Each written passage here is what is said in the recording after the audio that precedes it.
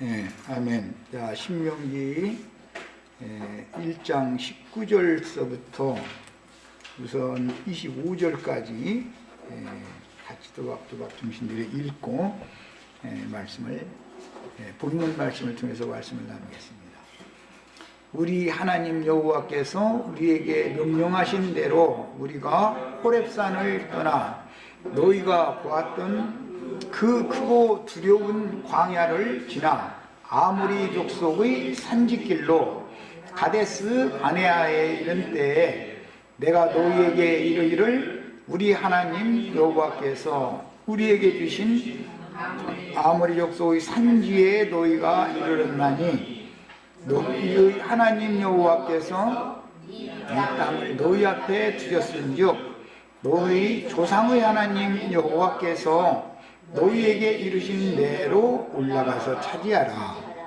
두려워하지 말라, 주저하지 말라 한즉 너희가 다 내 앞으로 나와 말하기를 우리가 사람을 우리보다 먼저 보내어 우리를 위하여 그 땅을 정탐하고 어느 길로 올라가야 할 것과 어느 성읍으로 들어가야 할 것을 우리에게 알리게 하자 하기에 내가 그 말을 좋게 여겨 너희 중 각 지파에서 한 사람씩 12를 택하매 그들이 돌이켜 산지에 올라 에스골 골짜기에 이르러 그곳을 정탐하고 그 땅의 열매를 손에 가지고 우리에게로 돌아와서 우리에게 말하여 이르되 우리의 하나님 여호와께서 우리에게 주시는 땅이 좋더라 하였느니라. 우선 거기까지 한 단락을 삼아서 말씀을 나누겠습니다. 오늘 읽은 말씀은 민수기에서는 13장에 나오는 말씀인데 민수기 13장 우선 몇 절을 찾아서 읽어보겠습니다. 문맥의 흐름, 그 역사적인 그때 당시의 정황을 우선 알고 말씀에 들어가야 되기 때문에 민수기 13장 그 배경을 읽어보겠습니다. 민수기 13장은 미리암의 그 모세에 대한 원망 불평으로 말미암아 그 문둥병의 치리가 있은 다음에 이어지는 말씀이에요. 자, 13장부터 봅니다. 여호와께서 모세에게 말씀하여 이르시되 사람을 보내어 내가 이스라엘 자손에게 주는 가나안 땅을 정탐하게 하되 그들의 조상의 가문 각 지파 중에서 지휘관된 자 한 사람씩 보내라. 모세가 여호와의 명령을 따라 바란 광야에서 그들을 보내었으니 그들은 다 이스라엘 자손의 수령된 사람이라. 그들의 이름은 이러하니라 해서 이제 쭉 이름이 나왔어요. 17절부터 읽어봅니다. 모세가 가나안 땅을 정탐하러 그들을 보내며 이르되 너희는 네겝 길로, 네겝이라는 것은 유대 광야를 말한다라는 거 말씀드렸어요. 팔레스타인 땅의 맨 남부로서 시나이 반도와 연결되는 지역이에요. 그 다음에 읽어나갑니다. 모세가 가나안 땅을 정탐하러 그들을 보내며 이르되 너희는 네겝 길로 행하여 산지로 올라가서 그 땅이 어떠한지 정탐하라. 곧 그 땅 거민이 강한지 약한지 많은지 적은지와 그들이 사는 땅이 좋은지 나쁜지와 사는 성읍이 진영인지 산성인지와 토지가 비옥한지 메마른지 나무가 있는지 없는지를 탐지하라. 담대하라. 또 그 땅에 실과를 가져오라 하니 그때는 포도가 처음 익을 즈음이었더라. 이렇게 되어 있어요. 자, 이제 신명기 1장 오늘 우리가 나누는 본문 말씀의 그 배경을 잘 염두에 두시고 내 말씀을 나눕니다. 오늘 말씀 우리가 읽은 신명기 1장 19절에서 25절 사이 그 말씀 중에서 보면 호렙산을 떠나 라는 것은 호렙산은 시내산을 말하는 거예요. 그러니까 시나이 반도의 맨 남쪽 부분에 있는 산이죠. 거기를 떠나서 팔레스타인 땅, 약속으로 주시기로 약속한 땅의 서안부와 연결되는 아주 중요한 요점지인 가데스 바네아라는 곳에 거기서 이제 정착해서 있을 때에 그 가데스 바네아라는 이름이 왜 바꿔졌는지에 대해서는 지난 시간에 세 단계로 바꿔진 얘기를 이미 했고, 그것은 이제 예표와 상징이 된다라는 거 말씀을 드렸고, 그 가데스 바네아를 거쳐야만 팔레스타인 땅의 서안부, 요단강 서편 땅으로 들어갈 수가 있는데, 거기서 첫 번째 진격해서 올라가면 팔레스타인 땅의 네게부 지역, 네게부 광야를 만나게 된다는 거예요. 유대 광야 쪽으로 만나게 되죠. 이제 그 지리적인 배경도 마음에 잘 담아두세요. 그런데 그때 내가 너희에게 이르기를 우리 하나님 여호와께서 우리에게 주신 아모리 족속의 산지에 너희가 이르렀나니, 이런 것 보면 가데스 바네아라고 하는 그곳은 아모리 족속, 가나안 족속 중에 아모리 족속이 차지해서 살고 있었던 지역이다라는 걸 알 수 있죠. 너희가 이르렀나니 너희의 하나님 여호와께서 이 땅을 너희 앞에 두셨은즉, 이제 줄쳐넣습니다. 너희 조상의 하나님 여호와께서, 줄을 쳐넣습니다.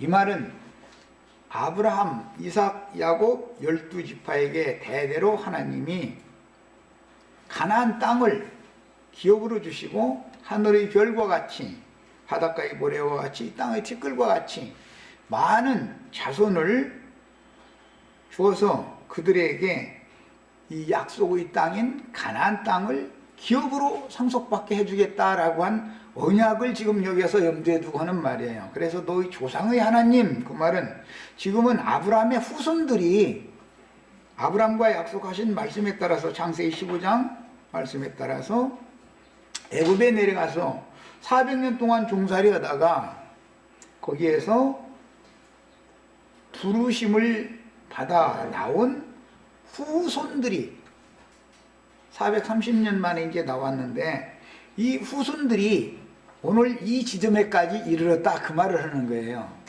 그러니까 너희 조상의 하나님 이렇게 말할 때는 당연히 믿음의 조상 아브라함을 머리로 삼는 것을 염두에 둔다, 그 말이란 말이에요. 뿐만 아니라 하나님은 아브라함, 이삭, 야곱 12지파에게 언약, 약속하신 내용을 시간이 지났지만 400년이라고 하는 긴 시간이 지났죠. 430년이라는 시간이 지났어요. 아브라함과 약속하신 그 후로. 그런데 하나님은 그 약속을 잊지 않고 기억하셨다가 오늘 이와 같이 현상적으로, 역사적으로 이루고 계시다, 지금 그 말이에요. 우리는 예수 그리스도를 믿는 사람들인데 뭘 믿냐면 예수님을 통해서 선언하게 하신 예수 그리스도의 약속을 믿는 사람들이다. 언약 백성들이다. 그래. 이런 사람들을 구속사 안에 있는 사람들이다. 즉 말하자면 버림받은 사람들이 아니라 버림받은 사람들 중에서 구원받은 사람들이다라는 것은 하나님의 약속이 믿어진 사람이다, 그 말이란 말이에요. 이 약속은 혈통적인 아브라함 자손들에게 주신 거였었기 때문에 우리가 복음을 깨닫고 믿어서 구원 얻기 전에는 우리는 하나님의 약속과는 상관없는 외인들이었었죠. 하나님 나라의 밖에 있는 외인들이었었어요. 그래서 이제 이런 개념을 이래서 히브리인들은 이방인이다, 이교도들이다, 그렇게 말해요. 그런데 우리 같은 이방인들도 구원을 얻는 조건은 단 한 가지, 아브라함, 이삭, 야곱, 이스라엘 12지파에게 약속하신 그 약속은 절대로 불변하는 약속이고, 그 약속은 인류의 역사상에 반드시 이루어진다라는 것을 믿어야 된단 말이야. 이것을 믿으면 언약 백성이 되는 거예요. 그 하나님의 약속이 나의 것이 되는 것이고 우리들의 것이 될 수가 있는 거예요. 여기서부터는 제일 중요한 게 이제 믿음을 지금부터는 다룬다라는 말이에요. 너희 조상 하면 믿음의 조상인 아브라함을 머리로 삼는 그 후손들이다, 그 말이단 말이에요. 그걸 염두에 두셔야 돼요. 자, 그 다음에 너희가 다 내 앞으로 나와 말하기를, 이제 출처넣습니다. 여기는 하나님이를, 여호와를 앞세우는 게 아니라 계속 우리라는 사람을 앞세우는 얘기가 이제 계속 나오고 있어요. 우리가 사람을 우리보다 먼저 보내요. 우리를 위하여 그 땅을 정탐하고. 이것은 이런 거 보고 인본주의다. 그래, 인본주의. 하나님은 말씀이시니까 하나님이 말씀을 한번 선언하셨으면, 선포하셨고 명령하셨으면 그냥 순종하면 되는 거죠. 그런데 이때까지는 그런 말씀을 믿는 신앙이 아니었다 이거예요. 그럼 이때까지 신앙은 무슨 신앙이냐? 이것은 표적을 믿는 신앙이었다. 애굽에서 10장을 내렸던 게 표적이죠. 홍해바다를 가르고 이스라엘 백성들은 구원하고 바로의 마병되는 수장시키고 하는 게 표적이죠. 그 다음에 첫 번째 당도했을 때 마라라고 하는 곳에 당도해서 쓴물 때문에 목이 마른 백성들이 마실 수가 없으므로 아우성을 치니까 나뭇가지를 잘라서 던져가지고 단물이 되게 해서 쓴물을 단물로 만들어서 먹게 해준 게 표적이에요. 그 다음에 아말렉과 전쟁이 갑자기 또 벌어졌는데 모세가 손을 들면 여호수아가 인도하는 군대가 이기고, 모세가 손을 내리면 여호수아가 지휘하고 있는 군대가, 이스라엘 군대가 지고 하는 것이 표적이다. 그런 표적을 계속 보이시면서 2년 반이 되는 이 지점까지 지금 인도해 온 거예요. 지금까지 신앙은 무슨 신앙이라고요? 표적을 보여주는 신앙이다. 표적을 보고 믿는 신앙이다. 그래요?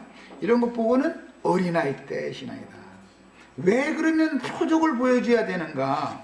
아직 육신에 속해 있는 어린아이들이기 때문에 육신의 눈으로 무언가 나타난 현상을 보여주지 않으면 안 믿는다 이거예요.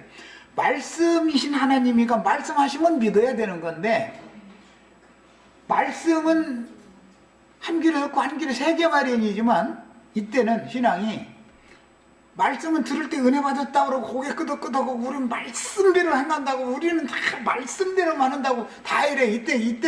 이때는 다 장담을 많이 하고 헌약속을, 헌맹세를 아주 많이 하는 때죠. 하나님이 막 나에게 이렇게만 해주시면 나는 또 이렇게 하나님을 위해서 하겠노라고 막. 그게 무슨 신앙이었냐면, 하나님이 나에게 뭔가를 주면 나는 대신해서 예수 잘 믿어줄게요. 그 신앙이에요. 이제 내가 예수를 믿어주는 거예요. 하나님이 나에게 믿어지도록 만들어주는 믿음이, 그걸 받아들이는 믿음이 아니고, 내가 예수를 믿어주면 하나님이 나를 기뻐 받으시는 이제 그런 신앙이다 이거예요. 이럴 때는 뭐 막 전철이고 어디 막 전도지 막 뿌리고 다니면서 눈에 막 불을 켜가지고 반짝반짝반짝 하면서 뭐 사람들 모여서 간증하는 소리 들어보면 막 이런 기적이 일어났고 저런 기적이 일어났고, 뭐 주로는 육신의 병 고친 이야기라든지 힘들고 어려운 회사가 이렇게 일어나게 된 이야기, 가정이 쫄딱 망했다가 다시 부자 된 이야기, 막 전부 표적을 가지고 막 자랑하는 거예요. 그러면 그것을 우리는 비판을 할 수 없는 것이, 어린아이 때는 아직 말씀을 믿는 진실한 순수한 신앙으로 돌아서지 않은 상태이기 때문에 이 사람들한테는 아무리 말씀을 해도 안 믿어진다 이거예요. 육신의 눈으로 보이고 만져지는 실상이 나타나야 보이지, 그걸 믿지. 근데 이걸 유대인의 믿음이다 그러는데, 그냥 할 수 없는 거예요. 그 단계를 다 거치게 돼 있어. 여기 오신 우리 지체들도 아마 다 나도 과거에 저랬지. 그래서 이제 그 전철에서 막 이게 전도지 뿌려가면서 예수 믿고 축복받고 막 천당 가라고 이러면은 비방할 일이 아니에요. 나도 과거엔 그랬으니까. 나도 30년 40년 전 나도 그랬지 뭐. 나라고 뭐 별실은 믿음 가졌어.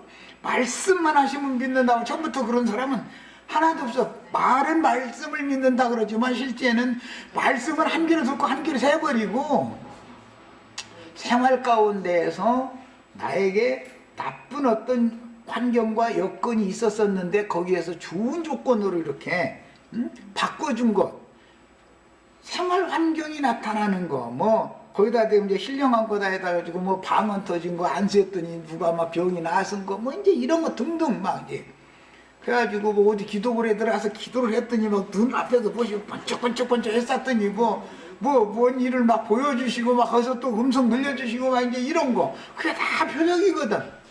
그런데 이제 고린도전서에 보면 특별히 이제 많은 표적들 중에 이제 대표로 방언을 예를 들어가면서 방언이라는 건 두 가지가 있는 것이다. 이제 실제로는 세 가지죠.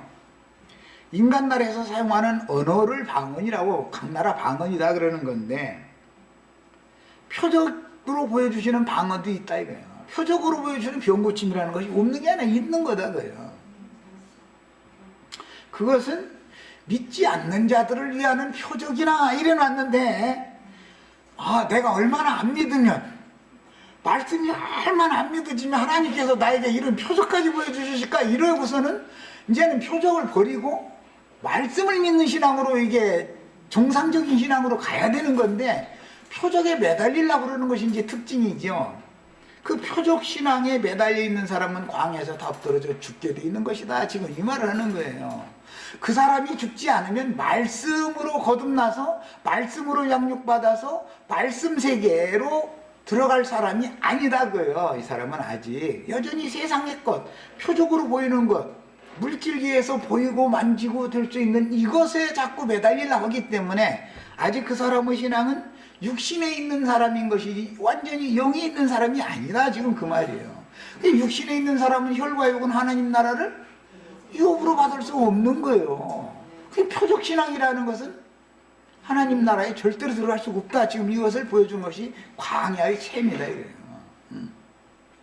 그런데 참 애매모호한 것이 사람들은 처음부터 말씀만 하면 믿어지는 게 아닌 것이 특징이다. 왜? 육신을 입고 있고 육신에 속한 사람들이기 때문에 아담 세계에 있는 사람들인데 아담 세계에서 어떤 변화 이런 것을 봐야 그렇구나 라고 믿어지죠. 뭐 요즘에 이제 막 꽃이 만개돼 가지고 아주 사람들이 다 막 마음이 그냥 행복해지고 다 그러는데 작년 지나간 겨울처럼 마른 앙상한 마른 가지만 사시사철 계속 있다가 하면 얼마나 삭막하겠어요? 그런데 계절을 딱 바꿔놓으니까 하나님은 살아계시구나. 감히 인간이 하나님의 행사를 인간이 무슨 재주로 따지고 반기를 들 수가 있겠는가. 인간이 모든 천지 만물을 다 이렇게 소송시키시고 꽃도 피게 하고 갑작스럽게 이렇게 할 수 있겠는가. 이게 다 우주를 경영하시는 하나님의 절대 권능에 속한 것이다라는 것을 부활이요 생명이신 하나님을 표상적으로 보여주는 그림이다 이거예요 이게. 그런데 이런 상태를 계속 살다 보면 내년 봄에 또 꽃 피고 내년 후에는 또 꽃 피고 다 이렇게 받아들이고 넘어가려고 그러지 하나님의 위대하심이나 하나님의 우주 경영에 대해서 감격스럽게 여기지를 않는다 이거예요. 표적으로 한 번 보여줄 땐 처음에는 감격해요. 표적도 그러는 거예요.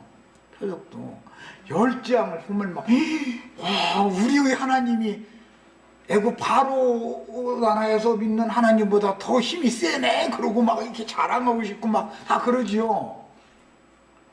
애국의 신을 이겼으니까 여호와 신이. 그런데 홍해바다 건너는 것까지만 해도 감격적이다 이게. 아말렉 족속을 이기는 게 하는 것까지만 해도 감격적이다. 두 번, 세 번 표적을 보여줬으면 더 이상한 표적을 발휘하죠 이게. 늘 표적만 보여주다 뭐 하나님은 날마다 사람들 심부름마다 안 갔던 거다 이제. 그렇게 되면 표적 보여주다 무슨 일을 하겠어. 이 사람은 이런 처지에 처하고 저 사람은 저런 처지에 처했는데 각 사람을 다 평생도록 표적만 보여주다 보면 사람 심부름하느라고 하나님 일을 못 하잖아. 하나님은 말씀이시고 매사를 말씀으로 행하는 건데 창조하시고 경영하시고 완성하시고 하는 게 다 말씀으로 하는 것인데 사람들이 원하는 표정만 계속 보여주면 하나님 일은 이루어질 방법이 없는 거예요. 딱 그냥 인류 역사가 끝날 때까지 인간들에게 매 세대 그냥 그 사람 태어나서부터 죽는 때까지 표정만 보여주다가 안고도 부대. 그럼 그게 하나님의 일이 이루어지는 것에 목적을 삼고 신앙생활을 해야지. 자기 욕심, 육체의 각색, 정욕들을 이루어주시는 하나님을 믿는 것은 처음에 예수를 따르던 사람들이 발에 밟힐 만큼 많은 무리가 따랐지만 광야에서 5,000명, 4,000명을 먹여주는 게 표적이었다 이거야. 아따 이제 알았다. 내가 나가서 고생할 것 없이 이분만 따라다니면 먹고 사는 건 해결되겠구만 해가지고 떡 먹여준 것이 표적이 되어가지고 그래서 따라오는 거예요. 그러다가 야 실제는 내가 주는 떡은 하늘로서 내려온 산떡을 주고 자고 내 피를 너에게 참된 음료로 마시게 해서 영원한 생명을 주러 나는 왔다. 그러니까는 그래? 그러면 우리가 소용없구만. 그러고는 썰물 나가듯이 다 나가버리는 거예요. 이제 운동장에 운동경기 하다가 운동경기 끝나면 다 나가는 것이죠. 극장에 영화 상영하다가 시간 다 끝나면 다 나가죠. 이 시기요. 그것은 이스라엘이 약 200만이 되는 이제 장정만 군사수만 60만 가량이라고 그랬으니까 이 많은 사람들이 지금까지 가데스 바네아까지 따라온 신앙이라고 하는 것은 표적을 보고 믿는 신앙이었다. 어린아이 신앙이다. 이것을 지금 대표하는 표현이다. 그러다 보니 이 사람들은 인본주의일 수밖에 없죠.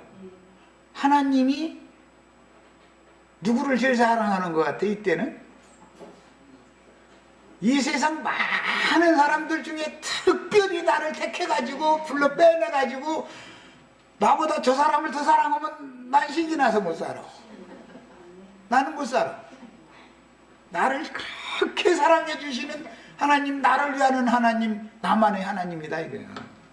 그 이제 세상 나라 유행가에 나 혼자만이 뭐 그대를 사랑하여 나 혼자만이 그대를 갖고 싶소 이제 했었는데 그 시기요. 그게 이제 완전 개인주의죠.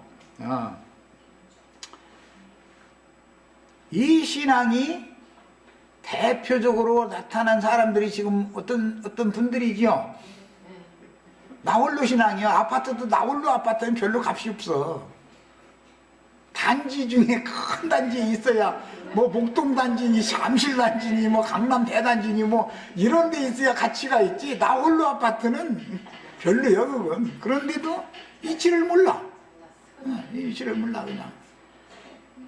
나만 잘 되면 그뿐이고 예배당에 50만이 모였다 그러면 50만 명 중에 나만 부자 되면 되고 내 병만 고치면 제일이지.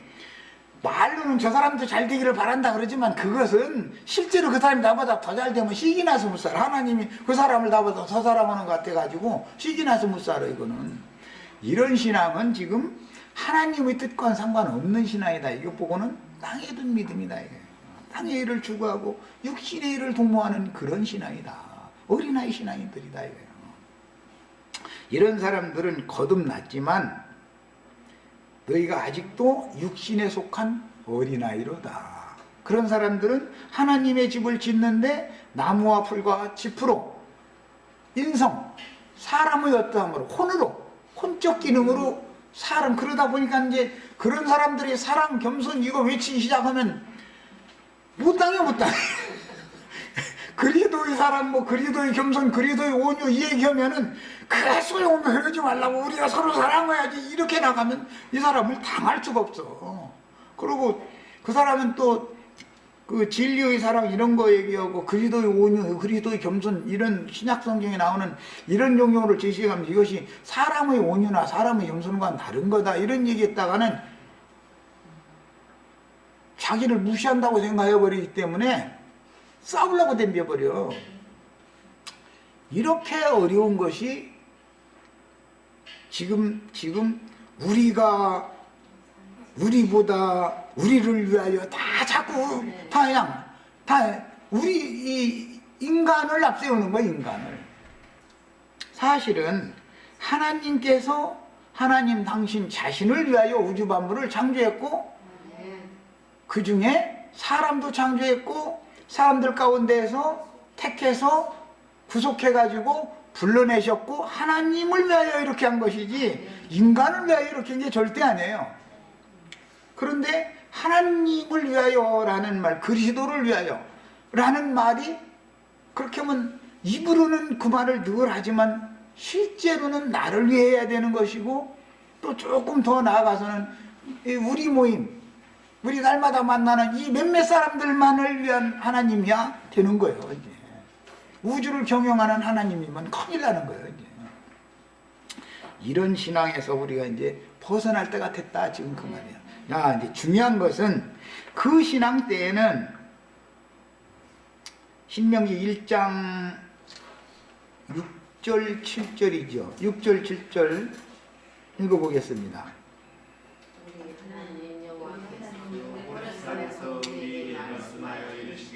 너희가 이 산에 거주한 지 오래니 방향을 돌려 진행하여, 이 말은 저쪽 북서쪽으로 가가지고 가데스 바네아 쪽으로 가라 그 말이에요. 거기를 거쳐서 네게부 광야 쪽으로 진격해 올라가라 지금 그 말 하는 거예요. 방향을 돌려 진행하여 아모리 족속의 산지로 가고 그 근방 곳곳으로 가고 아라바와, 이 아라바라는 말은 사해 바다를 말하는 거예요. 산지와 평지와 네게부 해변과 가나안 족속의 땅과 레바논과 큰 강 유브라데까지 가라. 저 북쪽 시리아 넘어 노아의 방주가 도착했던 메소포타미아까지 왜 기업으로 줬다. 지금 그쪽으로 올라가라. 그랬으니까 이것은 요단강의 서편 쪽으로 해서 서편의 남쪽에서 북쪽으로 올라가라 이렇게 명령하신 것이죠. 내가 지금 쪽을 얘기해서 방향을 서쪽 방향에서 요단 팔레스타인 땅의 요단강 서편 중에서도 맨 남방에서부터 저 북방으로 올라가라 이렇게 명령했다 이거예요. 방향을 이렇게 잡아준 거예요. 이것은 첫 번째 명령이에요, 두 번째 명령이에요? 이제 이런 것도 몰라. 이제 대답을 묻는 거 보니까 첫 번째라고 해도 또 물어볼까 무섭고 두 번째라고 해야지 또 물어보면 뭐라 할까. 그래서 그런 것 같고 첫 번째 명령이다 이게 첫 번째. 첫 번째 것은 실패해야 되는 거예요, 그거 성공해야 되는 거예요? 실패해야죠.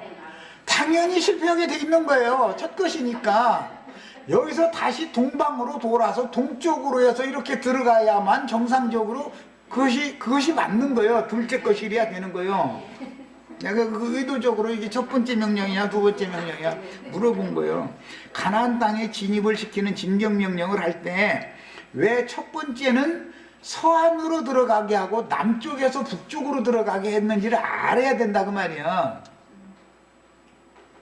두 번째는 요단강 동방, 즉 동안으로 시작해서 동안의 중심부로 딱 들어가가지고서 남북으로 퍼져나가게 하죠.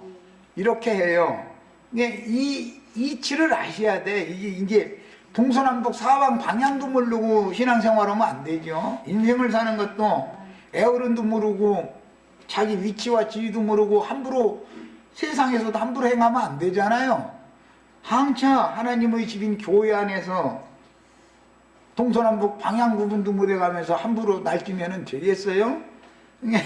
내가 일부러 지금 동서남북 방향을 제시를 해가면서 이 얘기를 했는데 이치를 잘 아셔야 돼. 첫 것은 반드시 실패해야 된다. 첫 아담에게 속한 모든 것은 물질계에 속한 것이고 첫 것은 무조건 다 표상, 예표, 그림자, 모형이 될 뿐인 것이지 그것은 실패다 이거. 실패를 거울 삼아서 그것을 디딤돌로 삼아서 성공적인 것으로 나가야 돼야 하는데 그렇게 되면 두 번째 것이야 되겠죠. 당연히 이것을 지금 말한다 그 말이야.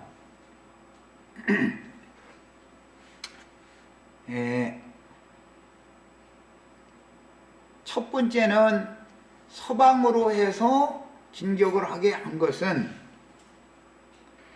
성전에 들어가려면은 동쪽에서 서쪽으로 들어가죠. 방향이 지성소는 서쪽에 있고 바깥 마당 문이라는 건 동쪽 방향, 동향에 있으니까 동쪽에서 서쪽으로 들어가야 하나님 만나러 들어가는 거 아니에요?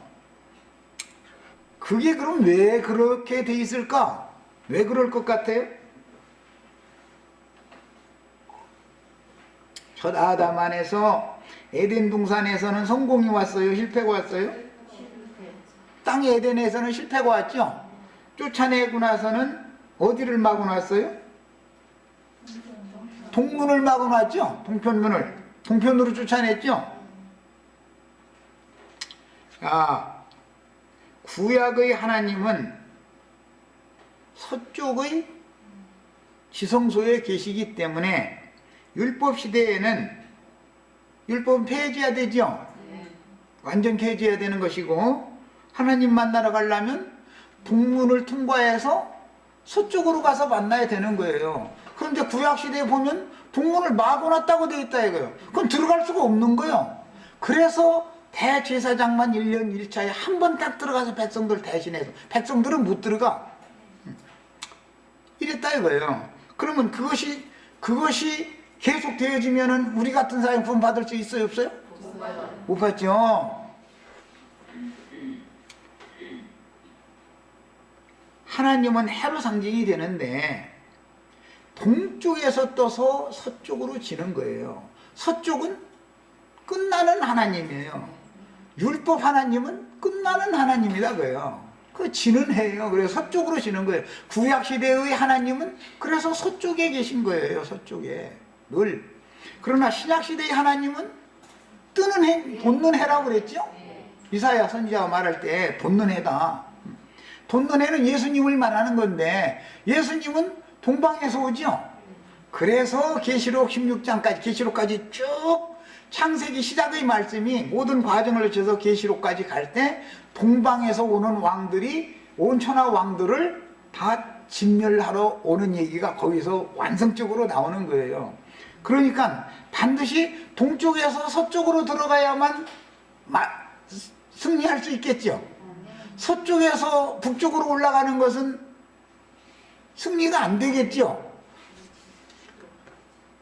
구약 성경을 읽을 때는 어떤 방향을 딱 얘기해 놓고 왜 팔레스타인 땅을 중심에 요단강이라고 하는 강을 흐르게 만들어 놓고 요단강 서편이냐 동편이냐를 그렇게 중요하게 따지며 남쪽에서 북쪽으로 올라가게 할 것인지 아니면 가운데 중심부로 들어가 가지고 남쪽으로도 내려가고 북쪽으로도 가고 이렇게 하게 할 것이고, 이미 동방은 맨 먼저 동쪽은 점령을 미리 해버리고 시작을 거기서부터 한다고 말이에요. 왜? 문을 열어놔야 되니까.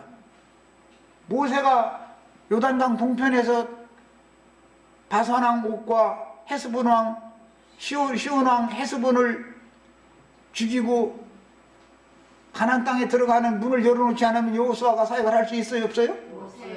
예수님 이 세상에 오셔서 구속을 이뤄놓으신 일을 이뤄놓으시지 않으면 성령께서 우리 같은 사람까지 구원하실 수 있어요, 없어요? 이치를 알아야 된다 이거예요. 이치를. 지금 오늘 우리는 지금 똑같이 신명기 1장 19절로 25절을 읽었지만 이런 구절을 읽으면서도 생각이나 이것은 뭐 사람이 생각으로 되는 문제는 물론 아니고 계시를 못 받으면 소용없다 이거예요. 말하고자 하는 어떤 하나님의 의도를 알아야 된다 이 말이야. 여기에는 무궁무진한 어떤 진리를 지금 감춰놓고 있는 거다. 성경이니까 이거는 그냥 단순한 이스라엘의 역사를 기록한 거예요. 그때 당시 이런 일이 있었다는 거예요. 그런데 이것이 다만 이스라엘 사람들의 역사로 끝나는 게 아니다. 이것은 인류의 구속사를 지금 예표적으로 계시를 해놓은 책이다 그 말이에요. 이제 구체적인 말씀을 더 나누겠습니다. 여기 계속 보면 줄쳐놓으셔야 돼요. 우리가 사람을 우리보다 먼저 보내어 우리를 위하여 그 땅을 정탐하게 하고, 그런 걸 보니까 하나님이 이렇게 허락한 거예요. 이스라엘 백성들이 꾀를 낸 거예요. 이스라엘 백성들이 꾀를 낸 것이면 사실은 알고 보면 육신의 생각이요, 영의 생각이요? 육신의 생각은 영의 생각과 맞지 않게 돼 있지요. 서로 원수가 하나님을 기쁘시게 할 수 없죠. 이것을 지금 말한다 그 말이야. 말하고자 하는 의도가 이거다 이거예요. 민수기 13장에 보면 아까 읽었는데 하나님께서 이렇게 허락한 걸로 돼 있어요. 정탐꾼을 보내는 것도 하나님이 허락한 것으로 돼 있죠. 그러나 사실은 이스라엘이 이것을 요구하니까 하나님이 그래 그럼 그냥 해 그랬다 이거.